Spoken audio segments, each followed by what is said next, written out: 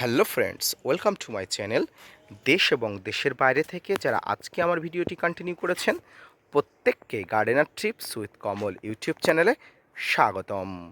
ছাদ বাগানে আমাদের সংগ্রহে বিভিন্ন প্রকার অ্যাপেলের জাত থাকলেও আমাদের এই নাতিশীতোষ্ণ অঞ্চলে মূলত তিনটি প্রজাতি ভালোভাবে অভিযোজন ঘটিয়েছে। এই তিনটি প্রজাতির মধ্যে অন্যতম হলো আন্না, হরিমোহন 99 এবং গোল্ডেন ডরসেপ।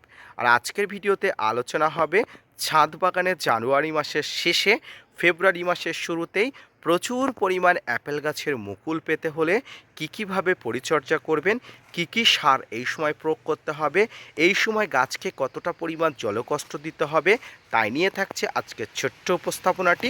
আজকের ভিডিওটি অনেক গুরুত্বপূর্ণ হতে যাচ্ছে, তাই ভিডিওটি মনোযোগ সহকারে না স্কিপ করে কন্টিনিউ করুন।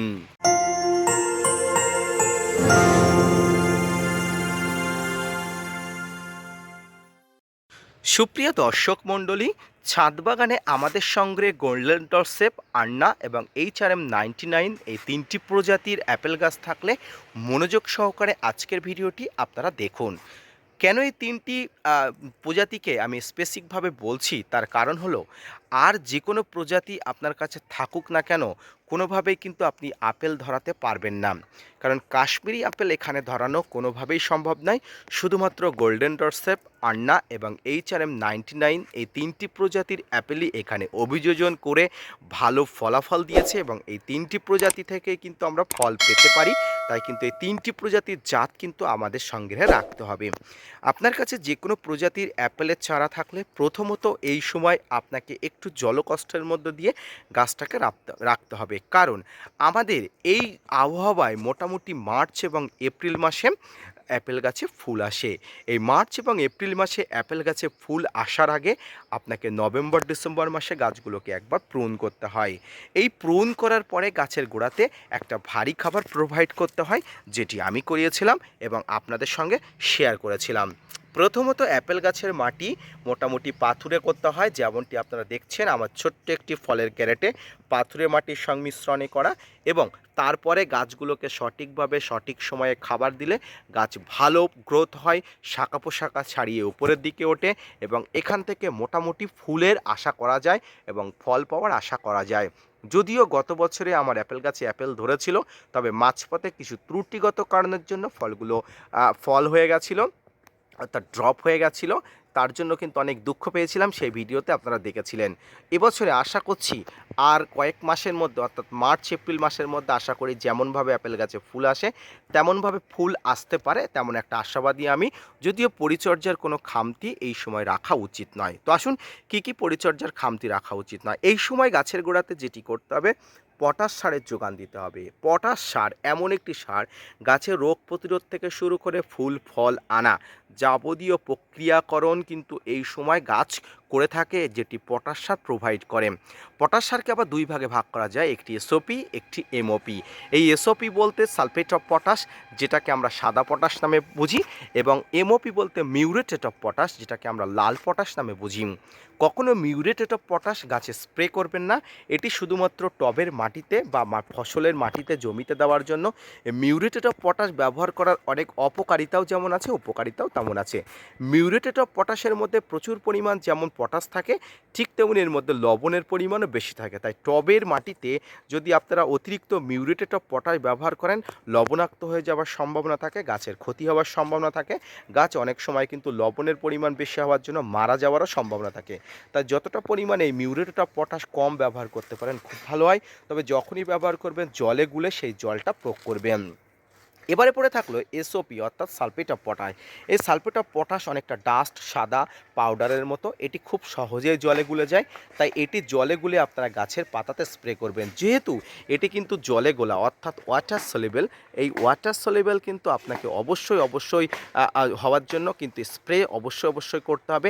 এটি কিন্তু কখনোই আপনারা কিন্তু গাছের গোড়াতে দেবেন না, দিলে অসুবিধা নেই, তবে গাছের গোড়াতে দিলে কোনো ধরনের প্রবলেম নেই, স্প্রে করলে সবচেয়ে ভালো ফলাফল পাওয়া যাবে। এই এসওপি গাছে স্প্রে বা গাছের গোড়াতে জলে গুলে আপনি দেওয়ার পরপরই আপনাকে আরও একটি জিনিস প্রয়োগ করতে হবে, সেটি হলো একটি ভালো মানের মাইক্রোনিউট্রিয়েন্ট। বাজারে অনেক ধরনের অনেক কোম্পানির মাইক্রোনিউট্রিয়েন্ট পাওয়া যায়।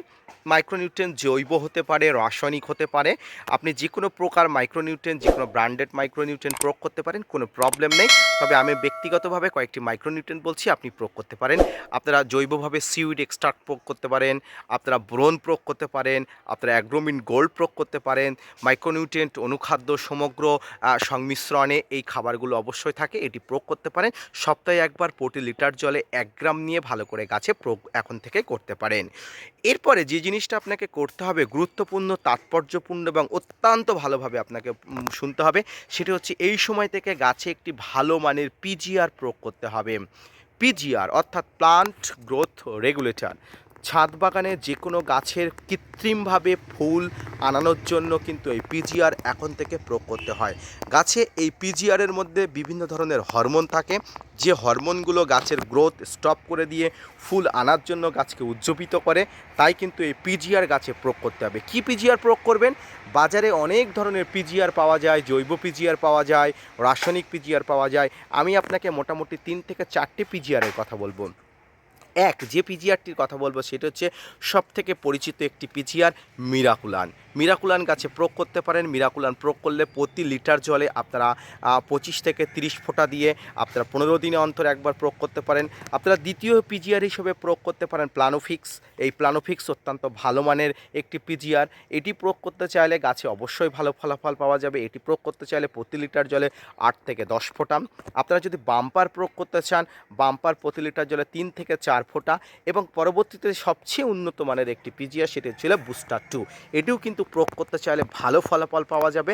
এটি প্রয়োগ করতে চাইলে প্রতি লিটার জলে মাত্র 1 ফোঁটা দিয়ে ছাদ বাগানের এই ধরনের অ্যাপেল গাছে, অর্থাৎ ম্যাচুরিটি আসা অ্যাপেল গাছে প্রয়োগ করলে ফলাফল আপনি পাবেন। তবে এক্ষেত্রে আপনি যে কোনো একটি সিলেক্টেড পিজিআর প্রয়োগ করবেন। সব পিজিআরগুলো একসঙ্গে দিলে বিপদ কিন্তু আপনার ছাদ বাগানের জন্য আসন্ন। সুপ্রিয় দর্শক, এইভাবে ছাদ বাগানে আপনার পিজিআরের প্রয়োগ করতে হবে। পাশাপাশি জলের বন্দোবস্তাও ঠিকঠাকভাবে করতে হবে। জল কম বেশি আপনাকে অবশ্যই দেখতে হবে, অতিরিক্ত জল বা কম জল দেবেন না। এবং গাছের গোড়াতে এই সময় কোনো ধরনের নাইট্রোজেন ঘটিত খাবার প্রোভাইড করবেন না। হ্যাঁ প্রিয় দর্শক, এই সময় নাইট্রোজেন ঘটিত কোনো খাবার প্রয়োগ করবেন না। যে সমস্ত ছাদ বাগানি ভাই বোনরা গত ডিসেম্বর মাসে প্রুন করার পরে খাবার দিয়েছিলেন, তারা আর কোনো প্রকার খাবার দেবেন না। এই সময় কোনো খাবার দেওয়ার প্রয়োজন নেই। জল প্রোভাইড করুন, দেখবেন অটোমেটিক গাছে ফুল আসবে। পাশাপাশি পিজিআরও প্রয়োগ করতে থাকুন। এইভাবে এই জানুয়ারি মাসের শেষ প্রান্ত থেকে পিজিআর প্রয়োগ করুন, ফলাফল আপনি পাবেনই। আজকের ভিডিওটি এই পর্যন্ত। অ্যাপেল গাছ নিয়ে বিস্তারিত যে তথ্য দিলাম, এই তথ্যটি কেমন লাগলো জানাবেন। পাশাপাশি gardener TRIPS with Kamal YouTube চ্যানেলকে সাপোর্ট করবেন। ভিডিওটি ভালো লাগলে চ্যানেলটি লাইক করে, চ্যানেলটি সাবস্ক্রাইব করে পাশে থাকা বেল আইকনটি বাজিয়ে দেবেন। তাতে করে আমি মোটিভেট হই এবং ভিডিও বানাতে আগ্রহী হই। ধন্যবাদ।